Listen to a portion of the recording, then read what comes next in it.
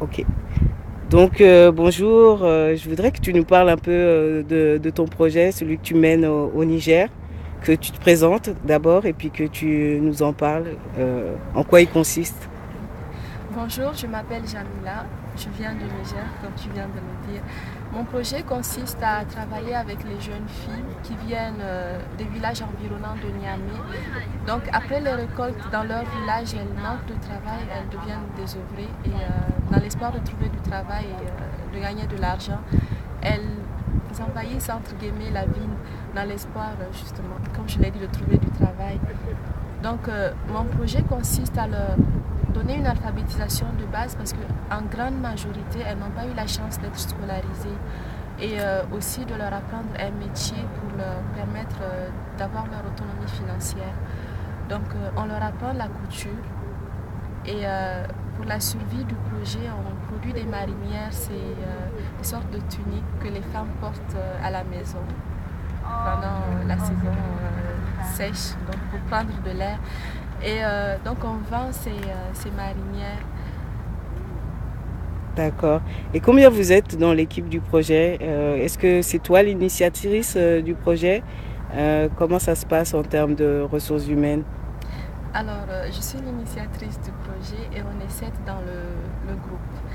À part les 7, on a aussi des volontaires, 2 pour l'alphabétisation et la couture.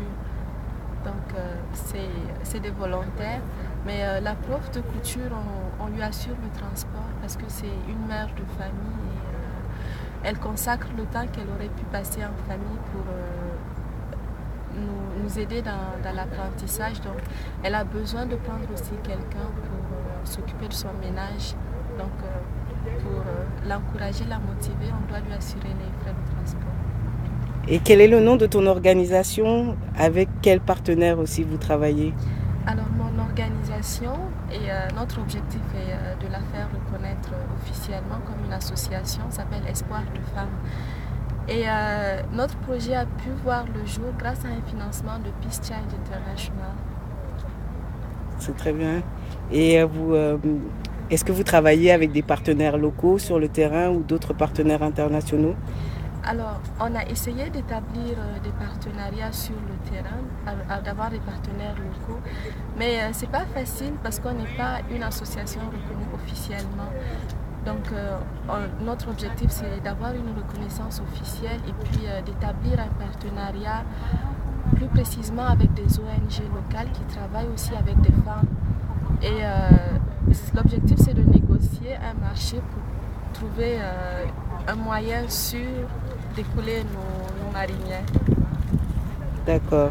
Et est-ce que, en termes de besoins, par rapport à ton projet actuellement, euh, est-ce que tu peux les définir? Est-ce qu'ils sont plus au niveau matériel, technique, financier?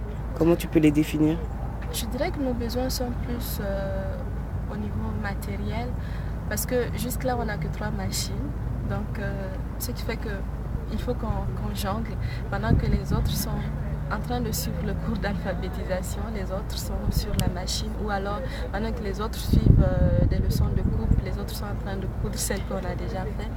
Donc ça fait qu'on n'a pas assez de production et qu'on ne peut pas vraiment atteindre certains objectifs du projet parce que l'objectif est de donner à la fin de la formation à chaque fille une machine à elle et du matériel pour commencer et surtout l'encourager à retourner dans son village pour établir aussi un atelier de couture où elle va transmettre son apprentissage à d'autres filles. Mais parce qu'on n'arrive pas à faire assez de production, donc on n'arrive pas à économiser assez d'argent pour acheter une machine à chaque fille. Donc pour le moment, on les place après la formation dans de plus grands ateliers.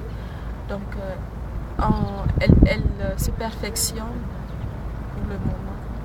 Ah, c'est bon. Et est-ce que tu as, suite à ta participation au congrès, est-ce que tu as un message à faire passer ben, à l'international? Est-ce que tu as un message à faire passer au gouvernement, à ton gouvernement au Niger déjà, et puis un message au niveau du Canada, par exemple?